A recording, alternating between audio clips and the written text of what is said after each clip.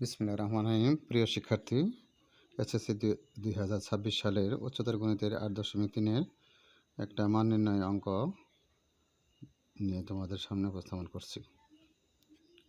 প্রশ্ন দেখতে পাচ্ছ, sine square π/15 plus sine square 13π/30 plus sine square 16π/15 plus sine square 47π/30।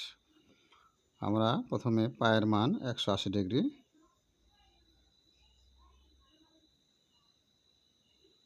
ধরব। আমরা জানি পাই সমান 180, তাহলে আমরা 180 ভাগ 15 সমান 12। তাহলে প্রথমে সাইন স্কোয়ার সমান সাইন স্কোয়ার 12 লিখতে পারি। পরের মানটা 13 পাই, তো 13 গুণন 180 সমান ভাগ 30 সমান 78। তাহলে সাইন স্কোয়ার 78 ডিগ্রি প্লাস 16 পাই মানে 180 ভাগ 15 192। সাইন স্কোয়ার 192 ডিগ্রি প্লাস 47 গুণন 180 ভাগ 30 282।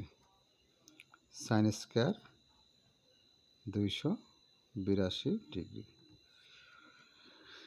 তাহলে আমরা লিখতে পারি sign square 12 degree plus sine square এই সময় লিখতে পারি 90 গুণন 1 মাইনাস 12 ডিগ্রি প্লাস এই পার্ট লিখতে পারি 90 গুণন 2 180 plus 12 degree plus sine square সমান লিখতে পারি সাইন স্কোয়ার 90 গুণন 3 270 যোগ 12 ডিগ্রি।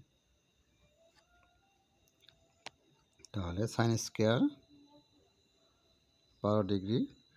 তাহলে এখানে বিজোড় আছে, বিজোড় থাকলে সাইন থাকলে কস হয়, কস স্কোয়ার 12 ডিগ্রি। যেহেতু স্কোয়ার আছে তাহলে সব চিহ্ন প্লাস হবে, plus sine square 12 degree plus এ জায়গায় বিজোড় আছে তাহলে সাইন থাকলে কস হবে, কস স্কোয়ার 12 ডিগ্রি।